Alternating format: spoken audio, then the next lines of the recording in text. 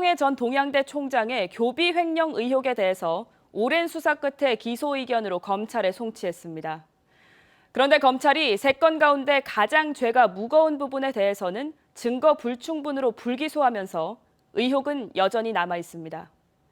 고발인인 동양대학교 교수협의회 측은 검찰의 봐주기식 수사라며 반발하고 있습니다. 신병철 기자의 단독 보도입니다.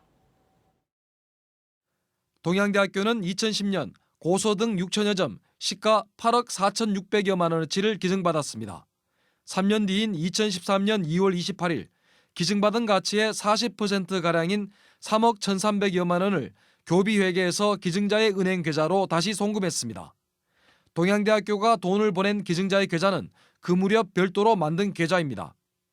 최성해 당시 동양대학교 총장은 기증액이 너무 많아서 돌려줬다고 말합니다.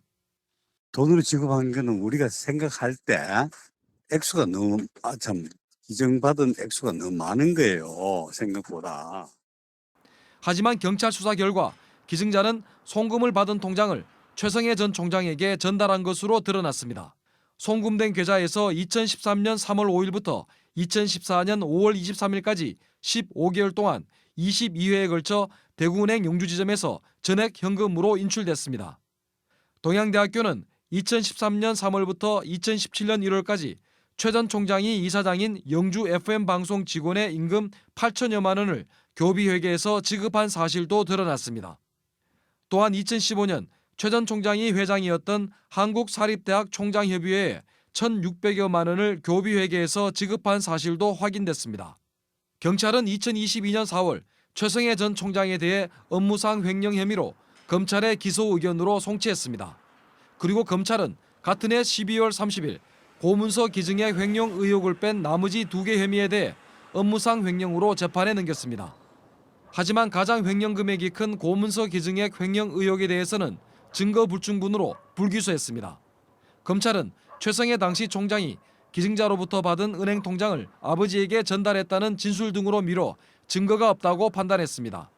통장에서 현금을 인출한 사람도 최 전 총장의 아버지로 의심되지만 지금은 고인이 되어 업무상 횡령으로 수사할 수 없다고 밝혔습니다. 최 전 총장을 횡령 등 혐의로 고발한 장경욱 동양대학교 교수협의회 회장은 최 전 총장의 아버지는 당시 95살의 초고령으로 건강 상태 등으로 미뤄 검찰의 판단은 잘못됐다면서 항고했습니다. 의혹은 여기에서 그치지 않습니다. 최 전 총장의 아버지는 2013년 9월 1일 사망했는데 그 이후에도 계속 누군가가 통장에서 현금을 인출한 것으로 확인됐습니다. 최 전 총장의 아버지가 사망한 지 9개월이 지난 2014년 5월 23일까지 돈은 계속 통장에서 빠져나갔습니다. 그렇다면 이게 유령이 돈을 인출했다는 거냐? 이런 가정하에 그 불기소 처분을 하는 게 말이 되냐는 취지로 항고를 했었죠. 고발인 측은 항고와 재항고를 했지만 검찰은 받아들이지 않았습니다.